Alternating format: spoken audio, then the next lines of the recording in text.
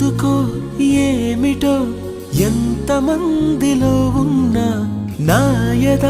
నీ జతే కోరుతుందిగా ఒంటరి దారిలో నాకు తోడువైనావు ఎన్నడూ నీడగా వెంట ఉండవా